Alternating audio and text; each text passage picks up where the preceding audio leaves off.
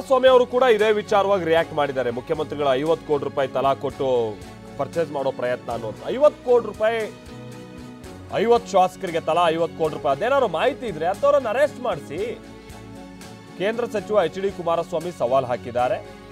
CM ಈ ಬಗ್ಗೆ ಒಂದು SIT ತಂಡವನ್ನು ರಚನೆ ಮಾಡಲಿ. ಶಾಸಕರನ್ನ ಖರೀದಿ ಮಾಡ್ತೀನಿ ಅಂತ ಪಟ್ಟಿ ಇಟ್ಕೊಂಡಂತವರನ್ನ ಸಿಎಂ ಪಕ್ಕದಲ್ಲೇ ಇಟ್ಕೊಂಡಿದ್ದಾರೆ, ಅವರನ್ನೇ ಕೇಳಲಿ. ಎಲ್ಲ ಬರೀ ವಿಚಾರ ಡೈವರ್ಟ್ ಮಾಡೋದಕ್ಕೆ ಹೇಳ್ತಾ ಇರೋ ಸಂಗತಿ ಅಂತ ಟೀಕೆ ಮಾಡಿದ್ದಾರೆ.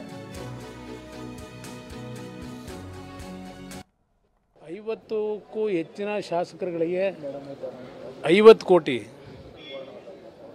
ಇವತ್ತು ಆಫರ್ ಇತ್ತು ಅಂತಕ್ಕಂಥ ಏನು ಹೇಳ್ತಾ ಇದ್ದಾರೆ.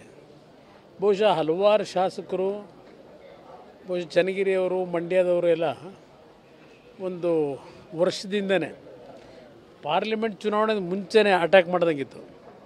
ನಮಗೂ ಆಫರ್ ಇದೆ, ನಮಗೂ ಆಫರ್ ಇದೆ ಅಂತೇಳಿ.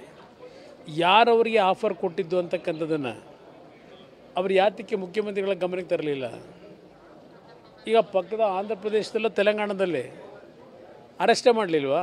ಆ ರೀತಿಯ ಒಂದು ಘಟನೆ ಕೆಲವರು ಮಾಡಲಿಕ್ಕೆ ಹೋದಾಗ ಇಲ್ಲೇನು ಮಾಡಿದ್ವಿ? ಇಷ್ಟೊಂದೆಲ್ಲ SIT ಇಟ್ಕೊಂಡಿದ್ದೀರಿ, ಇದಕ್ಕೆ ಯಾಕೆ SIT ಉಪಯೋಗ ಮಾಡ್ಕೊಳ್ಳಿಲ್ಲ?